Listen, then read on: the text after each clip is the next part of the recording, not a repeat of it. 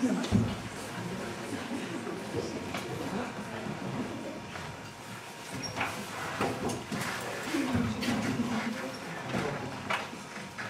deň.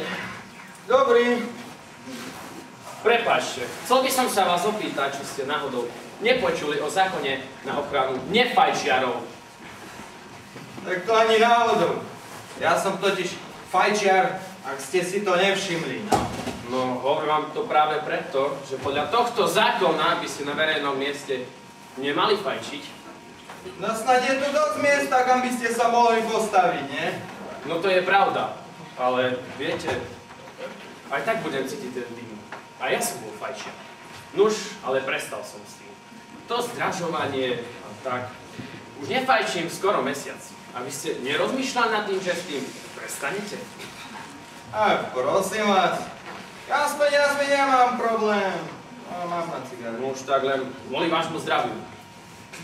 V dnešnej dobe už nič nie je zdravé. Hociaké postreky, pesticídy a tak, no. Aspoň viem, na čo zomriem. Nuž, berejte svoj život na ľahkú váhu. Vy ste pesimista. No dovoľte. Ja nie som pesimista. No, ja som realista. No, len sa pozrite na svet okolo.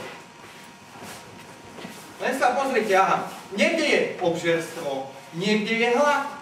Hociaké vojny, atentáty, no, to je čistá realita. Nuž, to je vaša vec. Nebudem vám predsa hovoriť, aby ste boli na seba ohľaduplní, keď to sám nechcete. Ale prosím vás, buďte ohľaduplní aspoň na ľudí okolo seba. Tak mohli by ste zásiť tú cigaretu, alebo postaviť sa trochu nabok. Viete čo? Ja tu takisto, ako aj vy, predpokladám, čakám tu na autobus. A keď nebudem stať tu, kde stojím, no tak mi ten autobus ujde, no. A fajčím iba preto, že si tým krátim čas. Nuž si ho kráte iným spôsobom. Napríklad si luskajte oriešky, alebo také niečo. No, čože? Pri luskaní by som tak znervoznil, že by som vyfajčil aspoň 3-krát toľko. No. Ak neprestanete, tak budem luskať oriešky, ale tie vaše. Čože? Za takéto veci, čo tu hovoríte, by som vás mohol aj udať. Udať, kamarát. Ale, kde udať, no. Veď som iba žartoval, no. A ja som chcel prestať, no. A koľko hovoríte, že už nefajčíte? No, o 5 dní to bude mesiac.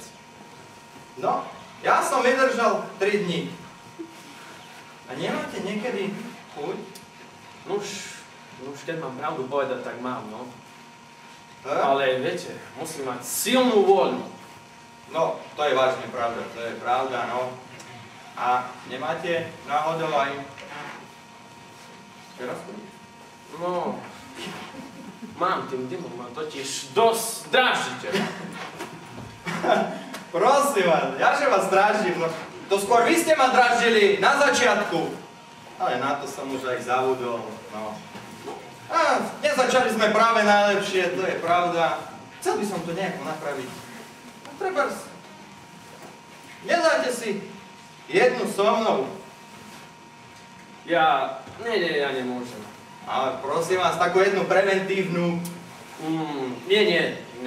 Jedna za mesiac, veď to je nič.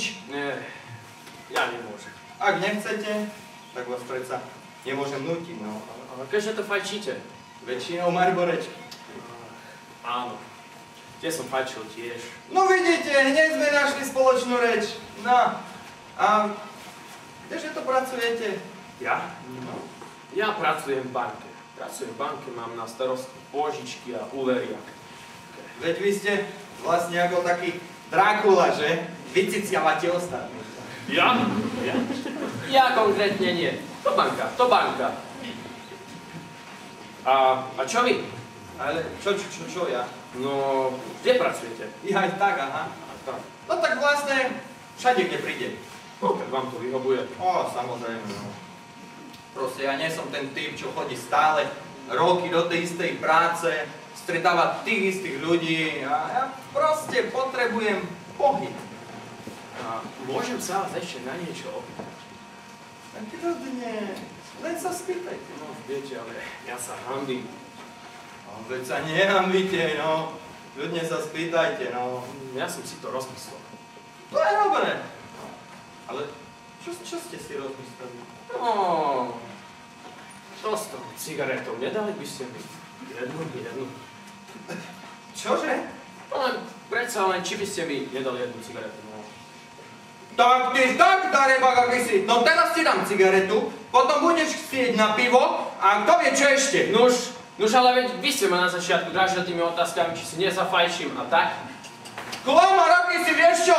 Takú ti vylepím, že aj do riti, kvôli tebe som zmeškal autobus. Stojte!